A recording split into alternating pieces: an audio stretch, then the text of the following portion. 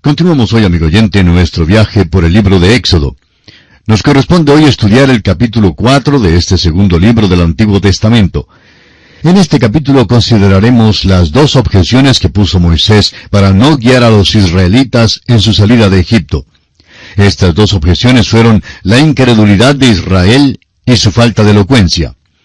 Consideraremos también la respuesta de Dios a las objeciones de Moisés con dos señales. Estas dos señales fueron una vara usada por la mano poderosa de Dios para hacer milagros, y segundo, la mano leprosa de Moisés, un tipo de pecado, limpiada por Dios para mostrar su poder a aquellos que se entregan a Él. Veremos también en este capítulo que Aarón llega a ser el vocero de Moisés. Moisés regresa a Egipto y anuncia a los ancianos de Israel el plan de Dios para su liberación. Este capítulo nos cuenta del regreso de Moisés a Egipto y la manera maravillosa en que Dios trató sus dudas. Moisés tenía muchas preguntas y muchos obstáculos para vencer, pero Dios tenía una respuesta para cada objeción de Moisés. Consideremos en primer lugar las objeciones de Moisés para llegar a ser el libertador de Israel.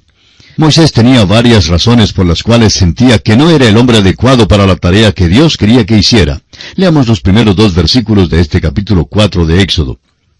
Entonces Moisés respondió diciendo, He aquí que ellos no me creerán ni oirán mi voz, porque dirán, No te ha aparecido Jehová. Y Jehová dijo, ¿Qué es eso que tienes en tu mano? Y él respondió, Una vara.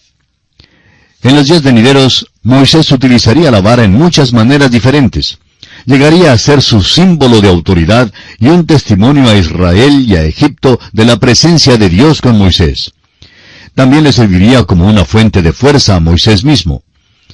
El versículo 3 de Éxodo 4 nos dice, Él le dijo, Échala en tierra. Y él la echó en tierra, y se hizo una culebra. Y Moisés huía de ella. Cuando Moisés echó en tierra la vara, ésta se convirtió en un monstruo vicioso. Note usted que no hay poder en la vara misma, porque es simplemente un instrumento que puede ser usado por Satanás tanto como por Dios. Para un ejemplo, comparemos la vara con un peso. El peso puede ser usado para ayudar a pagar un asesinato, o una prostitución, licor, etc. En otras palabras, aquel peso, aquel dinero, puede llegar a ser una culebra. Solo cuando aquel peso o vara es puesto en la mano de un hombre de Dios, un hombre movido por el poder de Dios, solo entonces podrá ser usado para Dios. Esta es una lección importante que Dios está enseñando en este pasaje. Leamos ahora el versículo 4. Entonces dijo Jehová a Moisés, Extiende tu mano y tómala por la cola. Y él extendió su mano y la tomó, y se volvió vara en su mano. Muchas personas consideran que el automóvil, la radio y la televisión son del diablo. El diablo puede utilizar estos instrumentos, pero también pueden ser usados para la honra y la gloria de Dios. Si usted, amigo oyente, tiene un automóvil, utilícelo para llevar a algún querido hermano a la iglesia o para llevar a algunos amigos inconversos para que escuchen la palabra de Dios. Sostenga los programas cristianos en la televisión y la radio y cerciórese de que estos sean de Dios y no del diablo. Dios llamó a Moisés para liberar a los hijos de Israel de la esclavitud en Egipto. Lo entrenó por 40 años en el desierto y lo comisionó en la zarza ardiente. Este hombre, que en una ocasión estuvo tan ansioso que se adelantó a Dios, ahora está mal dispuesto a aceptar su oficio dado por Dios como libertador. Empezó poniendo objeciones ante Dios, y Dios puso una vara en su mano. Moisés aprende que cuando la vara se usa según la voluntad de Dios y en la mano de un hombre que se ha entregado a Dios, llega entonces a ser un símbolo de autoridad. Además de la vara, sin embargo, Dios le da a Moisés otra muestra de confianza y le enseña una lección importante cuando está a punto de asumir la gran responsabilidad de guiar a Israel en su salida de Egipto. Leamos los versículos 6 al 8 de este capítulo 4 de Éxodo. Le dijo además Jehová, Mete ahora tu mano en tu seno. Y él metió la mano en su seno. Y cuando la sacó, he aquí que su mano estaba leprosa como la nieve. Y dijo, Vuelve a meter tu mano en tu seno.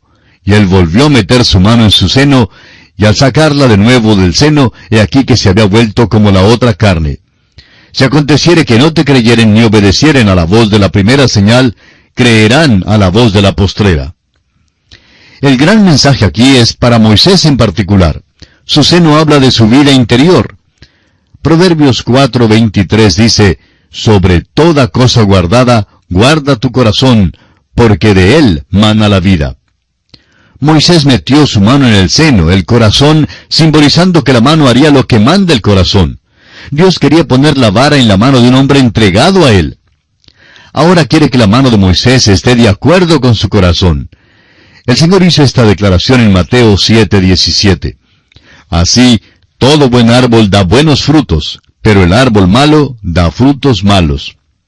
Luego en el Evangelio según San Lucas capítulo 6, versículo 45, el Señor dice, el hombre bueno, del buen tesoro de su corazón saca lo bueno, y el hombre malo, del mal tesoro de su corazón saca lo malo, porque de la abundancia del corazón habla la boca.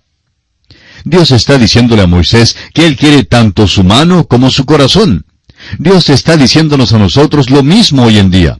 Dios no quiere nuestro dinero ni nuestros talentos. Dios nos quiere a nosotros mismos, a usted y a mí, amigo oyente. Si nos tiene a nosotros, entonces tendrá también todo lo demás. Moisés pues metió su mano en su seno y su mano salió leprosa. La metió de nuevo en su seno y salió limpia. De su corazón saldrá al fin lo que realmente es. Dios quería poner aquella vara en la mano de un hombre que fuera completamente entregado a Él. Dios quería que aquella mano del hombre se moviera en la misma dirección que Él movería su corazón. Esta es la gran lección que Dios tenía para Moisés, para los hijos de Israel y también para nosotros hoy en día. Veamos ahora el versículo 10 de Éxodo capítulo 4. Entonces dijo Moisés a Jehová, «Ay, Señor, nunca he sido hombre de fácil palabra, ni antes, ni desde que tú hablas a tu siervo, porque soy tardo en el habla y torpe de lengua». Moisés ofrece ahora otra objeción. Dice, «Señor, se necesita de un orador elocuente para esta tarea, y yo no hablo bien». Claro que Moisés era capaz de hablar cuando llegaba la hora de hablar, pero aquí da una excusa. Dice que se siente inadecuado. Leamos los versículos 11 y 12. Y Jehová le respondió, ¿quién dio la boca al hombre? ¿O quién hizo al mudo y al sordo, al que ve y al ciego? ¿No soy yo Jehová? Ahora pues, ve, y yo estaré con tu boca, y te enseñaré lo que hayas de hablar.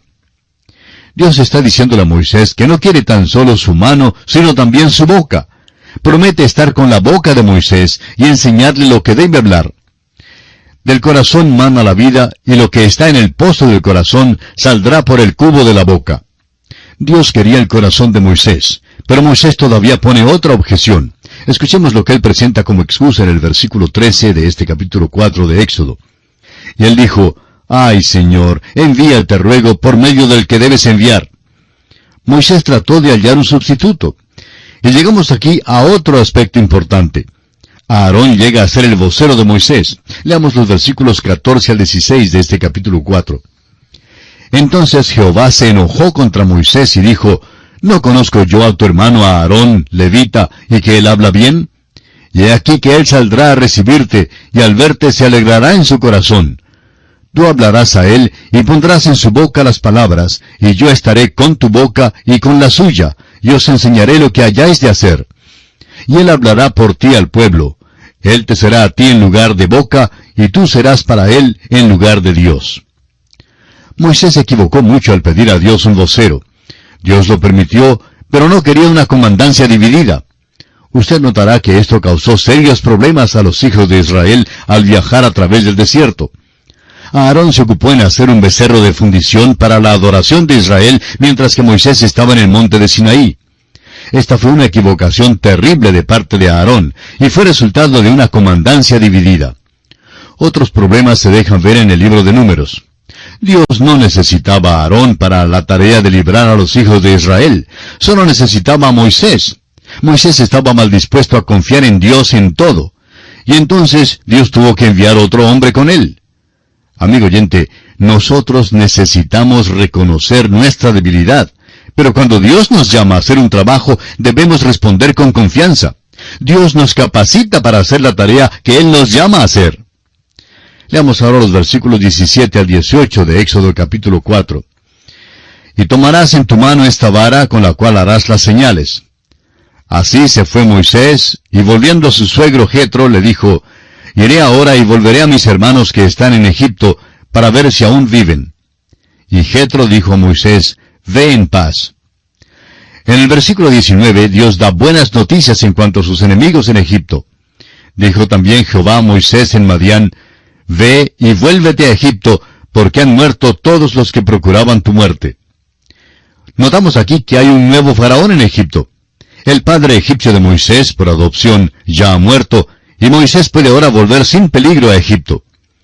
En los versículos 20 y 21 de Éxodo capítulo 4, vemos a Moisés emprendiendo el viaje de regreso a Egipto. Leamos.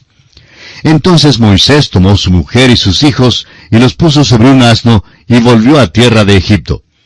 Tomó también Moisés la vara de Dios en su mano. Y dijo Jehová a Moisés, cuando hayas vuelto a Egipto, mira que hagas delante de Faraón todas las maravillas que he puesto en tu mano, pero yo endureceré su corazón, de modo que no dejará ir al pueblo. El hecho de que Dios dice que Él endurecerá el corazón de Faraón siempre ha presentado un problema. Este problema surge de nuevo cuando consideremos las plagas y lo estudiaremos en más detalles. Estamos seguros de que llegaremos a una solución satisfactoria. Los versículos 22 y 23 de este capítulo 4 dicen, y dirás a Faraón, Jehová ha dicho así, Israel es mi hijo, mi primogénito. Ya te he dicho que dejes ir a mi hijo para que me sirva, mas no has querido dejarlo ir. He aquí yo voy a matar a tu hijo, tu primogénito. Dios era muy clemente en sus tratos con Faraón y con los egipcios. Le dijo a Faraón en el principio de la contienda, o dejas ir a mi hijo Israel, o mataré a tu hijo, tu primogénito. Dios envió muchas plagas antes de dar muerte al hijo primogénito de Faraón, dándole tiempo amplio para que reconociera al Dios verdadero y dejara salir a Israel. Pero Faraón no aprovechó la oportunidad. Ahora el versículo 24 dice, y aconteció en el camino que en una posada Jehová le salió al encuentro y quiso matarlo. Este es un versículo extraño, pero revela la tercera objeción verdadera de Moisés. Había descuidado el circuncidar a sus hijos. La circuncisión era la evidencia o el sello del pacto que Dios había hecho con Abraham. Si Moisés proclamaba la voluntad de Dios para otros, él también tenía que ser obediente a la voluntad de Dios. Y Dios tuvo que recordarle forzosamente a Moisés de su desobediencia. Ahora los versículos 25 y 26 dicen, entonces Séfora tomó un pedernal afilado y cortó el prepucio de su hijo y lo echó a sus pies diciendo, a la verdad tú me eres un esposo de sangre. Así le dejó luego ir. Y ella dijo, esposo de sangre a causa de la circuncisión. Es difícil comprender este incidente y debemos volver nuestros pasos un poco para examinar el problema. Cuando Moisés huyó como fugitivo de Egipto, fue a la tierra de Madián. Los madianitas eran los descendientes de Abraham y Cetura. Esta gente era monoteísta, no eran idólatras, sino que adoraban a un solo Dios. Moisés pues se sintió como si estuviera en su casa con esta gente. Moisés se hizo muy amigo del sacerdote de Madián, el cual tenía 7 hijas. Moisés se casó con una de las hijas llamada Séfora. En el principio, Dios bendijo el hogar de Moisés. Su primer hijo, Gersón, que significa forastero, nació en Madián. Moisés había sido forastero en esa tierra, pero llegó a ser su hogar. Moisés fue rechazado por sus hermanos en Egipto. Ahora Cristo también fue rechazado por el mundo. Moisés halló una esposa en Madián. Cristo también está hoy buscando su esposa. La historia de José en Génesis establece un paralelo con la de Moisés y Cristo. Hay unos retratos gozosos en la palabra de Dios que nos enseñan verdades preciosas. Si esta fuera toda la historia de la vida matrimonial de Moisés, tendríamos que concluir que todo andaba bien. Lamentablemente, hubo un problema. Dios llamó a Moisés en la zarza ardiente y lo comisionó para ir a Egipto. Faraón ya había muerto y Moisés podía regresar sin peligro. Al comenzar su viaje a Egipto, Dios trató de matarlo. ¿Por qué? Porque Moisés se había descuidado del rito de circuncidar a su hijo. La circuncisión era el símbolo y sello del pacto de Dios con Abraham y fue designado para enseñar a los israelitas que no debían tener ninguna confianza en la carne. La carne debía ser cortada y cada israelita debía poner su confianza en Dios. Génesis 15:6, Salmo 106:31, Romanos 4:3 y Gálatas 3:6 nos dicen que Abraham creyó a Dios y que su fe le fue contada por justicia. Isaac y Jacob siguieron el ejemplo de Abraham. Eran israelitas por nacimiento, pero la circuncisión era el símbolo en esto. Era un hecho de fe que ellos cumplieran aquel rito. El apóstol Juan nos dice en su Evangelio, capítulo 1, versículo 12, «Mas a todos los que le recibieron, a los que creen en su nombre, les dio potestad de ser hechos hijos de Dios».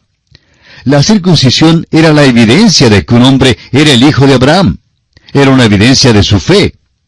Al parecer, Séfora había resistido la ordenanza de circuncisión y Moisés había descuidado este rito. Quizá Moisés no pensó que este hecho fuera tan importante, o quizá su esposa creyera que era una cosa tonta y sangrienta. Como quiera que haya sido, Moisés no quería precipitar un desacuerdo marital. La esposa de Moisés no era atea, ella era monoteísta. Simplemente resistió la ordenanza de Dios y Moisés no quiso hacer alboroto. Moisés pudo resistir a Faraón, aunque no pudo resistir a su esposa.